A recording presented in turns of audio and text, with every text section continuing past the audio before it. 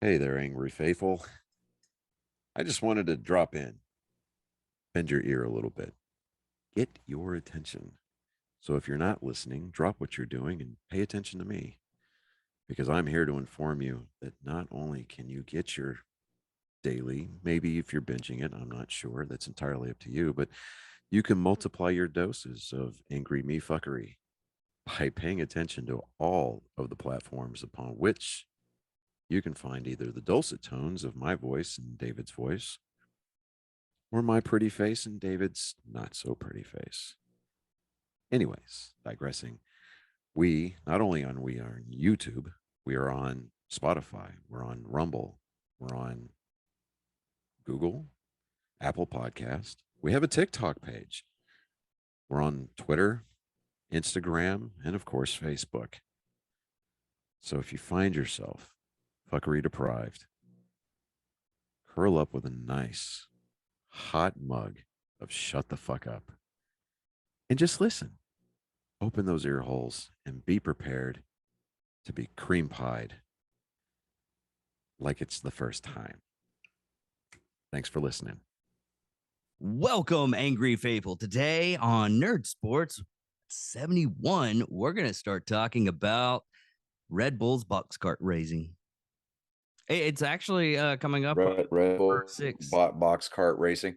Yeah, I've seen that. Like where guys completely eat it whenever they hit a little kick jump. Yeah, and not even that. You also have the designs and everything like that. Yeah, it's a two-man thing. Oh yeah. You have to have two people in the box car, no matter what. And okay, can you hear me a little bit better now? Okay. Yes, it's You have to very have like smooth and dulcet. I know. You have to have two people Alluring. on. God. Yeah, you have to have two Uh, people in these things. Um, and designing them is actually pretty fun. yeah, I saw one over the weekend. I saw a video. It looked like this guy had built one that had like an Airstream trailer on it, Uh, and uh, he was going down the course backwards. yes, I've seen that too. That was awesome. But when he crossed the finish line, the driver comes out of the trailer. So it was Yeah. actually going forward. They just designed it to run backward, which I was like, okay, okay, all right. I see what they're doing there. And yeah, I mean, dude, that stuff is just fun to watch. It really is. But what kind of sport? We did have one sport Oh, that I wanted to say out real quick. Uh yeah. God damn it, I forgot his name. Uh it was an MMA fighter. I Oh, forget. yeah, yeah, yeah. He Uh he um he calls out like Jimmy Kimmel, Hollywood, and the media as pedophile. yeah, I know who you're talking about. Yeah. Dude, he got canceled by everybody. Um Instagram, Facebook, and TikTok both banned him. Really? Yeah. Andrew Tate. That's his name. Okay, there we go. Yeah. But yeah, it was one of those things. Is like he I hate to say this, but it's his own views, and every time anything that comes out, like I hate to say this, anything that And comes this episode out, is brought to you by the classic and the much loved frosted cherry Pop Tarts. God. But anybody that does anything, what I found out is whenever anybody does anything like conspiracy theory or anything like that, and I'm so scared of actually saying that Mm-hmm. because once you say that and it'll click the algorithms and everything like that, and it'll throw you off. Tansy, and me were talking, and he made a like a Facebook, no, it was Instagram. He made an Instagram group, and the first thing he posts is I think UN is gearing up with I think 300,000 troops. they're trying to get 300,000 troop, and he's like, I wonder what this is for. Not a conspiracy theorist or anything like that. Got taken down. Pages got taken down as soon as he did that. It's getting crazy out there on some of this stuff. Mm. But yeah, no, dude.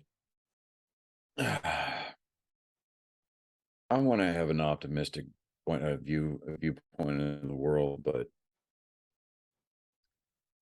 I mean, I'm just being selfish here because I don't want things to go south. I'd like to be in my brand new house for at least a year or two, you know? Yeah. I mean,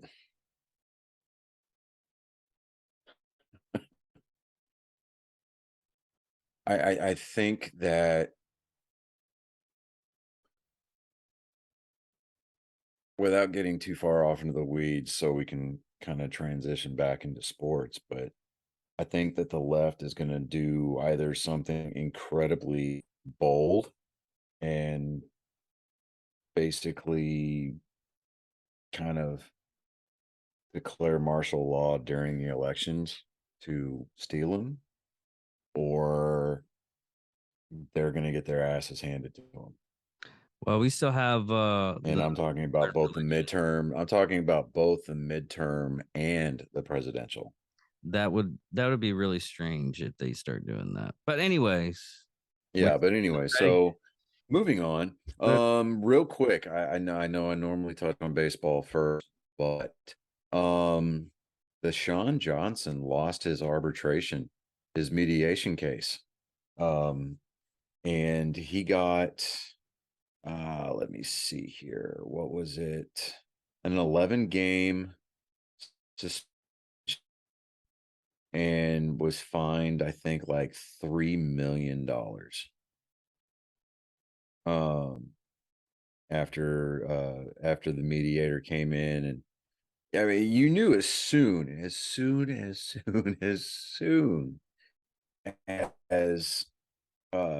Roger Goodell announced that who he was going to have be the arbiter in this case, that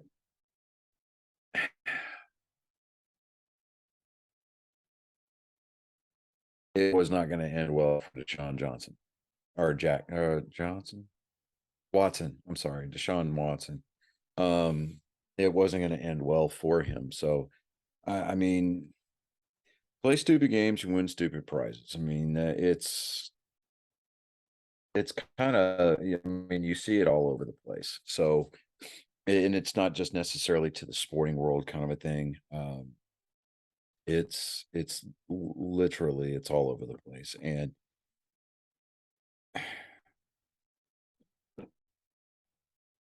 it's funny because in a related story, Baker Mayfield actually got signed by the Carolina Panthers, and yesterday they named him their week 1 starter for the regular season. Really? Yeah. So I mean, Baker Mayfield, I mean, love him or hate him, I mean, the guy's got some talent. He's got, you know, he's got the ability to drive a team down the field. I mean, I hope he has a good season. I really do. I hope he has an amazing season. But just to kind of, you know, point that finger back in Cleveland's face and be like, hey, look, you know, we could have been there, but no, not so much, you know. And it just seems like the Cleveland Browns are constantly in a rebuilding year, and it's just, dude, it's horrific, man. It's laughable. I mean, I honestly think that that ownership group should be made to sell the team to another party, and hopefully that person can. I mean, I I mean, obviously you can get worse, and you can be the Jets, but this is the Cleveland Browns, man. I mean,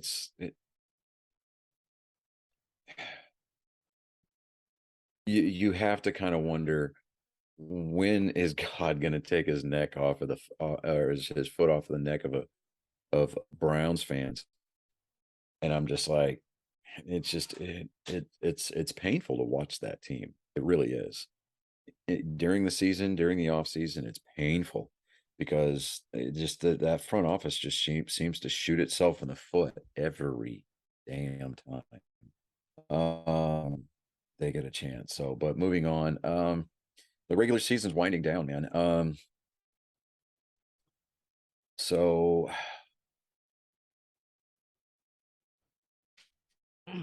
I don't know. We're coming down to it. Look at the standings. We're not going to talk about the Red Sox because, well, they're not going to go anywhere. Yeah, a lot of people were saying that. I was listening. I'm trying to listen to other sports podcasts, so they have something interesting. But they're saying the Red Sox Yeah. going anywhere this year. It's one of No, the. they're not. I'm I trying mean, to figure out this. to be completely and perfectly honest with you, they should have never made it to the ALCS last year. Really, you're Yeah, going I off of that. mean, yeah, I mean they should have never made it to the American League Championship Series last year. I mean, they got hot at the right time. And you don't think that's going to happen this year? And we're sitting going into tonight. Tonight is game 123. Mm-hmm. And they're 2 games below 500. They're 6 games back of the last wild card spot. I mean, we got teams like Tampa Bay, Toronto, Seattle's on fire right now. I just don't see it happening for them. I really don't. The Texas Rangers fired John Daniels, their general manager, finally. I was reading some quotes that were like, he had a million chances to prove that he could do, that he could make the team better after Ryan left, and he just never did. They fired their manager, and I mean, they went out and spent $500 million over the last, during the last offseason. Right now, they're 11 games under 500. Mm-hmm. I mean, they're playing 56 and 66 baseball right now. That's a 459 winning average. They're 21 and a half games out of first place behind Houston. They're 10 games back from the last wild card spot.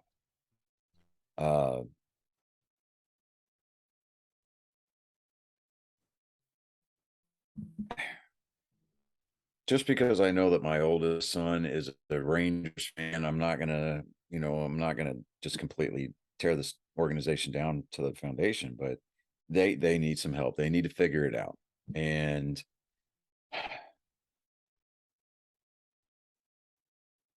I think when they got rid of Joey Gallo, they, instead of trading him to the Yankees, they should have went out and they should have traded him away to some other team for some pitching prospects, because that's another thing that this team is sorely lacking is a pitching staff.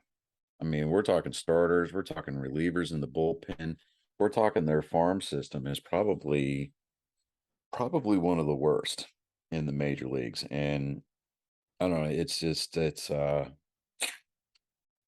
I mean, it's rough, dude. It really is.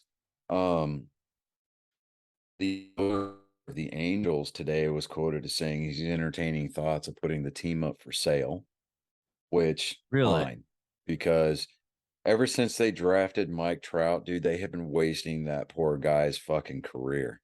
I mean, they really have. They've been wasting his career because they've got quite possibly one of the best ball players on the planet playing for a team that's playing 426 baseball right now.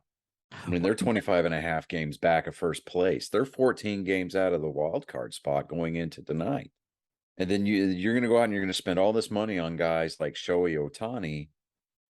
And what? For what?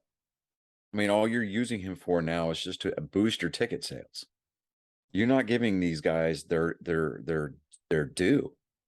I mean, these guys are what I would classify as generational talent, and you're letting them waste their entire careers playing for a team that's, playing for an owner that's not willing to do what it takes to put championship style baseball out on the field. Period. Find yourself a general manager and sell the team, or vice versa. Sell the team and let the new owners come up with a new general manager. All there is to it. I mean, it's ridiculous. I mean, the last time that the Angels were relevant was when they won the World Series back in like 2002, I think it was. I thought it was more So or less the Angels and the Outfits movie. I thought no, last time they were relevant. no. I mean, Pretty sad to remember that. and it's what's funny is the fact is that you got the Dodgers in LA. I mean, you're basically just down the street from them. When I say down the street, you're more like an hour commute from one ballpark to the next, but it's I mean, you got the Dodgers over there. They're spending all this money and they're actually putting together teams that can win games. Yeah. And I mean, by comparison, all right. So the Angels have won 52 games. The Dodgers have won 84. That is 32 games to the plus. And the Dodgers are playing a harder schedule.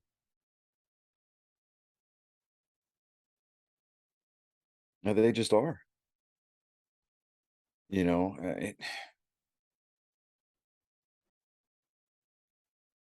don't know, man. It's You seem like it's well, from what you're saying and everything, a lot of the teams are that that are playing right now. I mean the only one what God, I just totally blanked out. No, isn't the Dodgers like on a winning streak? Or who's yeah, the Dodgers they lost last night, so but I mean, out of their last 10, there's 6-4 out of their last 10. I mean they made a big win. I mean, how many Yeah, it was like a I 12 think it was game like winning streak. yeah, I think it was like 12. But it's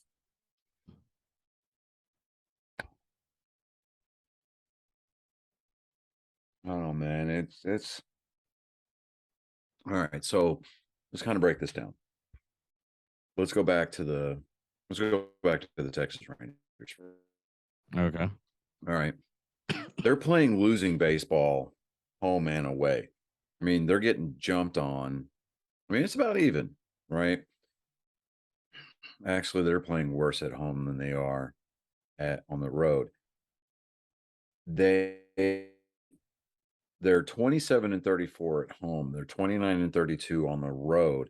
They're 29 and 44 against teams with against teams that are playing over 500. Okay. Okay. So by 500, I mean they got the same amount of wins versus the same amount of losses. Everybody starts with a 1,000%, 1,000 percentage, right? Okay. And then like New York Mets, they're 76 or 79 and 45. That's 0.637. All right. They're winning 63, almost 64% of their games so far. Okay. Mm-hmm. The Texas Rangers are only winning 46% of their games. That makes sense. Yeah. Okay. So, like the Angels, they're winning 43% of their games.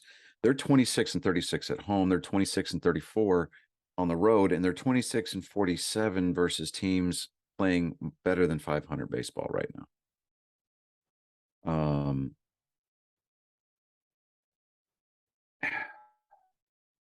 Their expected win versus their expected win-loss record based on runs scored and runs allowed.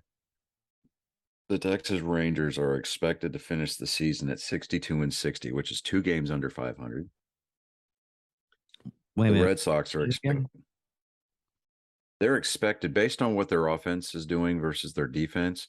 They're expected to finish the year 62-60. I'm looking at today's game. It's 56-66 right now. No, it's not today's game. That's their win-loss record going into tonight's game. Oh, okay. God. I'm like, Look at that. See, short- everybody just got to witness David learn something. That was amazing. All right, so now we're moving on with our tour.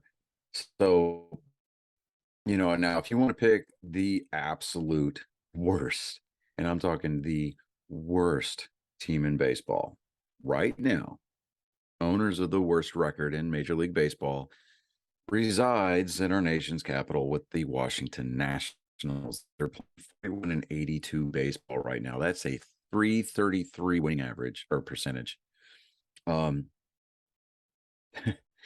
They've won they've scored 461 runs. They've allowed 670 runs. They're 19-44 at home, 22-38 on the road, and teams with a better than 500 record, they're 20-47 against. That is horrific. That's because they had huge, trade-off, fire sale, whatever. They lost Bryce Harper, but that really wasn't a loss because they went out and won the World Series the following year against the Houston Astros. Now, they just traded away Juan Soto to the San Diego Padres. They're basically rebuilding. They've torn this entire team down. And, I would almost think that they're trying to tank it to the rest of the way so they can get that number 1 pick in next year's baseball draft. But the new collective bargaining agreement has got things in place to prevent teams from tanking, i.e. in the form of penalties and things like that. But it's I don't know. It's going to be interesting to see how the playoff field kind of brings itself together. How, who's going to get hot at the right time. I would love to see the Yankees just absolutely sputter and stall going into the month of October. It's going to be funny. Oh, and going into football. Okay, I told you that Baker Mayfield is starting week 1 for the Panthers, right? You know who they're playing week 1? Who? The Cleveland Browns. Ooh. Yeah. Well, we also have Steelers released linebacker Gerald Avery. On Monday, the Pittsburgh announced 5 more roster moves to get the training camp roster cut to the required 80 play. Is everybody having problems like cutting players, or is it just the starting off of the playoffs? They always do that. No, I would like to think that it's going to be it's a good problem to have for these teams to get down to the required number of players. But because I'm going on the lines is like the Cowboys, Steelers, and all kinds of other ones too. Right. I don't know, man. It's going to be a fun season to watch. Because if you think about it, wow, that was. If you think about it, all the people that are playing fantasy football and everything, they're growing the line and who just do the get their players and everything. Mm-hmm. That's my thing with the complications and everything, because I don't know. Let me look up real quick. I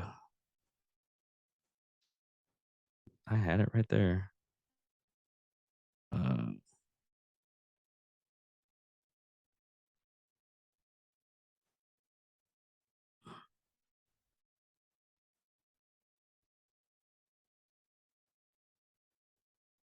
I'm trying to figure out when I can't find anything when the for fantasy football stuff, because usually the fantasy football draft is end of August, because they usually start the season like in September. Um, it's only because I end up learning this through a lot of the sports shows I ended up listening to and everything. Mm-hmm. But it kind of puts a kind of damper on that, because if they go past that and they still haven't cut people and everything like that, there's going to be a lot of players if they, you know, they pick and they ended up, oh no, my player's just gone. It's going to suck. I wonder what the uh ruling on that would be. Well, generally speaking, they don't hold fantasy drafts until the week before. Yes. So they know who the final rosters are going to, they know who's on the final rosters and things of that nature. I mean, any legal, worth their salt will do that. They'll wait until the rosters have been finalized because they know that holding a draft during the preseason is not going to do any good, because you may pick somebody who's going to get cut the next day. So you don't know. So I mean, I don't think it's going to affect fantasy football all that much. I think that all these leagues are going to wait until maybe a few days before the season starts, just so that way they can get their roster sorted. I mean, because it's nothing to hold a draft. It really isn't. It's nothing to hold a draft. You hold a draft, their players, and then at that point you figure out schedules, who's going to play who in the fantasy league, and then you start adjusting who you're going to bench, who you're going to start, stuff like that. I don't think it's going to affect the fantasy leagues too much. Okay. Uh, there really But I've been looking around for like news and sports and everything. I'm not really finding it. yeah, NASCAR. Kyle Larson swept the weekend at Watkins Glen up in New York, the road course there. He won the Xfinity race. He also won the Cup race. Now, the Cup race, there was a little bit of drama there. Chase Elliott, his teammate, was supposed to be favored to win that race, and they it was first and second. Late race restart. Um, Kyle Larson took Chase Elliott a little wide and used that to, take the win. Uh, Chase Wasn't Elliott there, obviously he wasn't was there a very collision? do what? There was a collision. I was Yeah, reading some kind of collision with yeah. Kevin. Well, not it wasn't necessarily a collision. Chase Elliott was on the outside. Kyle Larson was on the inside. I don't know if Larson took it wide on purpose or if he got loose and got into the nine, but that he basically made that corner using the 9 car as a pick. And Chase Elliott was not happy. Um, I mean, because he had the car to beat, but um, you know, uh, Kyle Larson did come back and he was like, yeah, I mean, I need to race him. I need to race him better. And, that, I could see where was, he said, I could see where he was coming from. I mean, Kyle Larson's not surprised that Chase Elliott's pissed off at him. But, you know, uh, I don't know. There's not a lot of news. Kyle Busch has given every indication that he won't be returning to Joe Gibbs Motorsports Joe Gibbs Racing next year. We'll see who signs him. I'm thinking it's probably going to be Stuart Haas, which is Tony Stewart's team. Um, we'll see, but I know that we've got something to do this week still, so I'm going to try to do. Because I'm using my phone as the camera now because I'm beta testing still and I'm using that continuity app. Mm-hmm. I'm going to see if I can call him on the Mac with FaceTime and see if we can just see if you can hear him, kind of a thing. That makes sense. You want me to just call him All so right, so I can Bluetooth it on my phone? no, no, no, no. Let me call him real quick. Okay.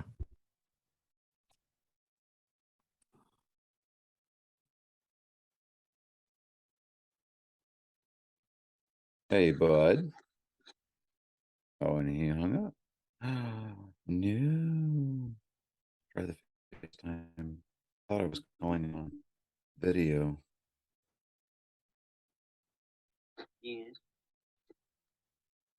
Can you not be on video? What? Is your camera not on? Can you see me at all?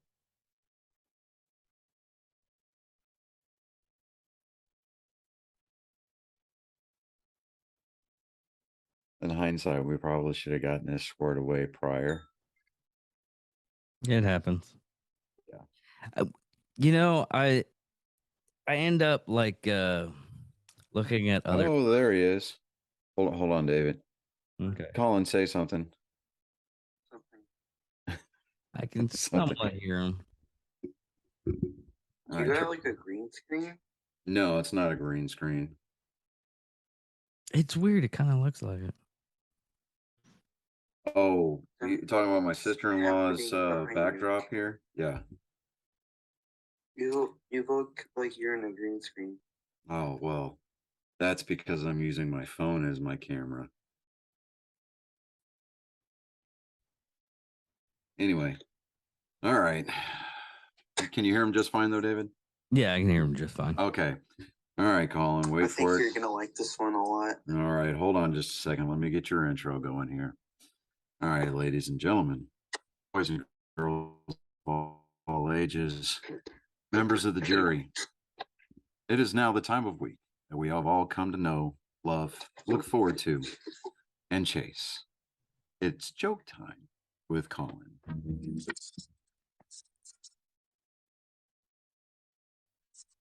All right, go ahead, bud. With the penis stage of the condom. You Cover me, I'm going in. Cover me.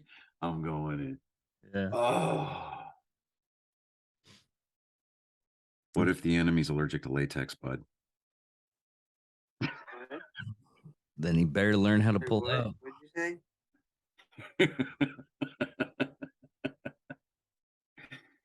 You better learn that pull-out game real quick. Hell yeah. All right. All right. All right, everybody. Hey, how was school today, bud? Good. Good. All right. Hey, I'll call you guys here in a little bit. All right. Hey, All right. Love you, bud. love you. Later. Later. All right, ladies and gentlemen, that was my genetic code. As always, on display for your eyes and ear holes. You are welcome. All right. And that's end of Nerd Sports 71. 71. Yep. Yeah. But other than that, I'm David Dickerman. We've only got 29 more weeks to figure out, 28 weeks to figure out what we're going to do for episode 100. I thought we had. We'll have to figure out. We'll when have to figure it out. everything. Yeah, you know, if anything else,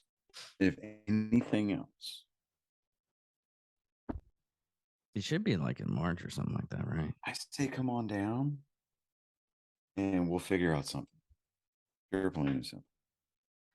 But yeah. But anyways, everybody. I'm David Dickerman. I'm Johnny Skelton. This is Thanks for listening.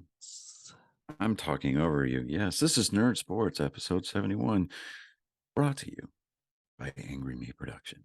Victory!